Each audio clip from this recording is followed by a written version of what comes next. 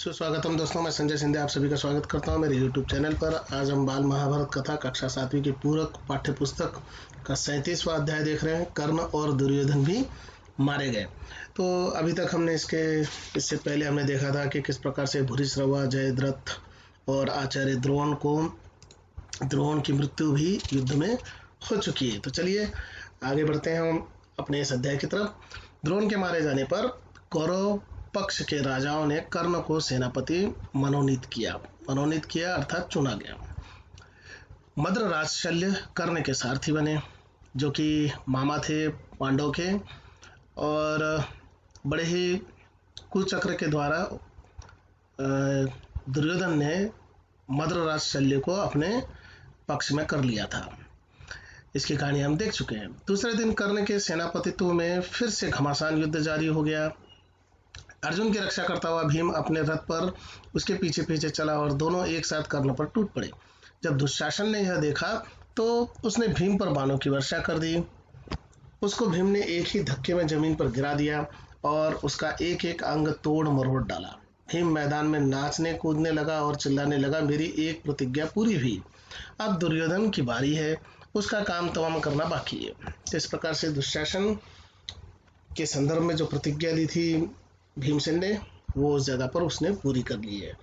भीमसेन का वह भयानक रूप देखकर कर्ण का भी शरीर कांपने लगा। तभी अश्वत्थामा को दुर्योधन ने पांडवों पर हमला करने की आज्ञा दी। कर्ण ने अर्जुन पर एक ऐसा बाण चलाया जो आग उगलता गया।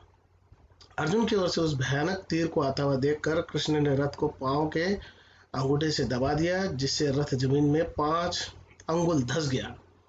कृष्ण की इस युक्ति से अर्जुन मरते मरते बचा। कर्ण का चलाया हुआ सर्प मुखास्त्र फुंकारता हुआ आया और अर्जुन का मुकुट उड़ा ले गया। इस पर अर्जुन के क्रोध का ठिकाना न रहा। उसने जोश के साथ कर्ण पर बाण वर्षा कर दी। तभी अचानक कर्ण के रथ का बाईं तरफ का पहिया धरती में धंस गया। इससे कर्ण घबरा गया और बोला, अर्जुन जरा ठहरो, मेरे रथ का पहिया कीचड़ में फंस गया है। पांडुपुत्र, तुम्हें धर्म युद्ध करने का जो यश प्राप्त हुआ है उसे व्यर्थ ही न गमाओ। मैं जमीन पर खड़ा हूं और तुम रथ पर बैठे बैठे मुझ पर बाण चलाओ, यह ठीक नहीं होगा, जरा रुको। तो इस प्रकार से रथ का पहिया निकालने के लिए कर्ण जो है रथ से नीचे उतर गया। कर्ण की ये बातें सुनकर श्री कृष्ण बोले, कर्ण, जब दुशासन, दुर्योधन और तुम द्रौपदी को भरी सभा में घसीट कर लाए थे, उस वक्त तुम्हें धर्म की याद आई थी? जब दूधमुहे बच्चे अभिमन्यु को तुम 7 लोगों ने एक साथ घेर कर निर्लज्जता के साथ मार डाला था, तब तुम्हारा धर्म कहाँ था? और आज जब मुसीबत सामने खड़ी दिखाई दे रही है तो तुमको धर्म याद आ रहा है? श्री कृष्ण की इस झिड़की का कर्ण से कोई उत्तर देते न बना। उसने सिर झुका लिया और अटके हुए रथ पर से ही युद्ध जारी रखा। इतने में कर्ण का एक बाण अर्जुन को जा लगा तो वह थोड़ी देर के लिए विचलित हो उठा। बस यही जरा सा समय पाकर कर्ण रथ से उतर पड़ा और रथ का पहिया उठाकर उसे समतल पर लाने की कोशिश करने लगा। कर्ण के 1000 प्रयत्न करने पर भी पहिया गड्ढे से निकलता न था। यह स्थिति देख श्री कृष्ण ने अर्जुन से कहा, अर्जुन, अब देरी न करो, हिचकिचाओ मत, इसी समय से खत्म कर दो। श्री कृष्ण की यह बात मानकर अर्जुन ने एक बाण तान कर ऐसा मारा कि कर्ण का सिर कटकर जमीन पर गिर पड़ा। जब दुर्योधन को इस बात की खबर मिली कि युद्ध में कर्ण भी मारा गया है, तो उसके शोक की सीमा न रही। दुर्योधन की इस अवस्था पर कृपाचार्य को बड़ा तरस आया। उन्होंने दुर्योधन को सांत्वना देते हुए कहा, राजन, अब तुम्हारा कर्तव्य यही है कि पांडवों से किसी प्रकार संधि कर लो। अब युद्ध बंद करना ही श्रेयस्कर होगा। यद्यपि दुर्योधन हताश हो चुका था, फिर भी कृपाचार्य की यह सलाह उसे बिल्कुल पसंद नहीं आई। वह उसे मानने के लिए तैयार न हुआ। सभी कौरव वीरों ने दुर्योधन की बातों का समर्थन किया और कहा कि युद्ध जारी रखना ही ठीक होगा। इस पर सबकी सलाह से मद्रराज शल्य को सेनापति नियुक्त किया गया। इसलिए शल्य के सेनापतित्व में फिर से युद्ध जारी हुआ। वैसे कर्ण के संदर्भ में कुछ कथाएं भी प्रचलित है, जिससे आप लोग परिचित होंगे कि परशुराम ने उनको शाप दे दिया था कि वो जिस दिन उनको सबसे ज़्यादा युद्ध कला की ज़रूरत होगी, उस दिन वो सारी युद्ध कला भूल जाएंगे। उसी प्रकार से रथ का पहिया जो है वो जमीन में धंस जाएगा। इस प्रकार की बहुत सारी कथाएं इसके साथ जुड़ी हुई है। लेकिन यहाँ लेखक महोदय ने जो चीज़ बताई है कि कीचड़ में उसका रथ फंस गया था और उसी से और उसी को निकालने के चक्कर में वो रथ से नीचे उतर गया और अर्जुन ने उसका वध कर दिया। पांडवों की सेना के संचालन का पूरा दायित्व अब युधिष्ठिर ने स्वयं अपने कंधों पर ले लिया।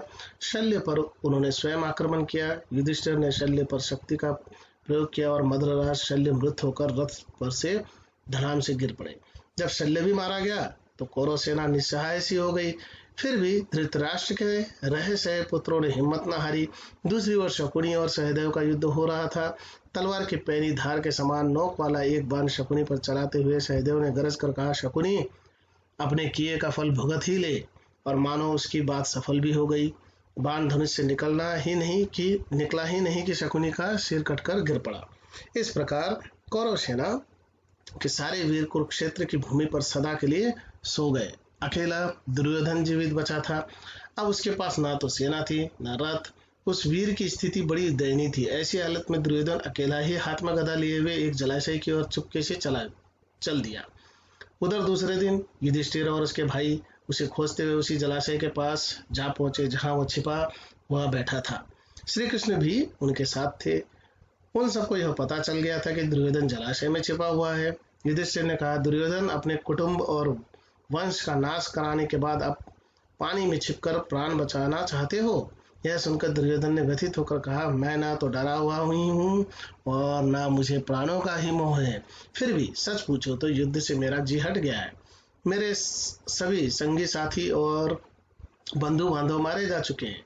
अब मैं बिल्कुल अकेला हूँ। राज सुख का मुझे लोभ नहीं रहा। यह सारा राज्य अब तुम्हारा ही है। निश्चिंत होकर तुम इसका उपभोग करो। युधिष्ठिर ने गरजते हुए कहा, दुर्योधन एक दिन वह था जब तुम्ही ने कहा था कि सुई की नोक जितनी जमीन भी नहीं दूंगा। दुर्योधन ने जब स्वयं युधिष्ठिर के मुख से ये कठोर बातें सुनी तो उसने गदा उठा ली और जल में ही खड़ा हुआ और बोला, अच्छा यही सही, तुम एक एक करके मुझसे भिड़ लो। मैं अकेला हूं और तुम पांचों का अकेले के साथ लड़ना न्यायोचित नहीं। मैं थका हुआ हूँ और घायल हूँ। कवच भी मेरे पास नहीं है, इसलिए एक एक करके निपट लो। चलो। यह सुनकर युधिष्ठिर बोले, यदि अकेले पर कईयों का हमला करना धर्म नहीं तो बालक अभिमन्यु कैसे मारा गया था? यह सुनकर दुर्योधन जलाशय से बाहर आया और उसने भीम से गदा युद्ध करने की इच्छा प्रकट की। भीम भी राजी हो गया और दोनों में गदा युद्ध शुरू हो गया। इस तरह बड़ी देर तक युद्ध जारी रहा। श्री कृष्ण ने इशारों में ही अर्जुन को बताया कि भीम दुर्योधन की जांघ पर गदा मारेगा तो जीत जाएगा। भीम ने श्री कृष्ण का यह इशारा तुरंत भांप लिया और अचानक दुर्योधन पर झपट पड़ा। उसकी जांघ पर जोर से गदा का प्रहार किया। जांघ टूट जाने के कारण अधमरी अवस्था में पड़े हुए दुर्योधन के दिल में फिर से क्रोध और द्वेष की आग सी भड़क उठी। वह चिल्लाकर बोला, कृष्ण, धर्म युद्ध करने वाले हमारे पक्ष के सारे यशस्वी महारथियों को तुमने ही कुचक्र रचकर मरवा डाला है। यदि तुमने कुचक्र न रचा होता तो कर्ण, भीष्म, द्रोण भला समर में परास्त होने वाले थे? मरणासन्न अवस्था में दुर्योधन को इस प्रकार विलाप करता देख श्री कृष्ण बोले, दुर्योधन, तुम अपने ही किए हुए कर्मों का फल पा रहे हो। तुम यह क्यों नहीं समझते और उसका पश्चाताप करते? अपने अपराध के लिए दूसरों को दोष देना बेकार है। तुम्हारे नाश का कारण मैं नहीं हूँ। लालच में पड़कर तुमने जो महापाप किया था उसी का यह फल तुम्हें भुगतना पड़ रहा है। तो कहने का तात्पर्य है कि जो है यहाँ जो है दुर्योधन को, वैसे गदा युद्ध का नियम तो ये था कि जंघा पर आक्रमण या गदा का वार नहीं किया जाता है। लेकिन यहाँ ये बात समझ लेना भी जरूरी है कि श्री कृष्ण ने जब भीम को इशारा किया कि जांघ पर वार करो तो उसके पीछे का कारण ये था कि दुर्योधन की जांघ तोड़ने की प्रतिज्ञा भीम ने ले रखी थी और भीम को यह प्रतिज्ञा युद्ध में ही पूरी करनी है। तो युद्ध के बीच में उसने अपनी प्रतिज्ञा के लिए दुर्योधन की जंघा पर वार किया था और जिससे वह अधमरा हो गया। धन्यवाद। मिलते हैं फिर एक नए वीडियो के साथ।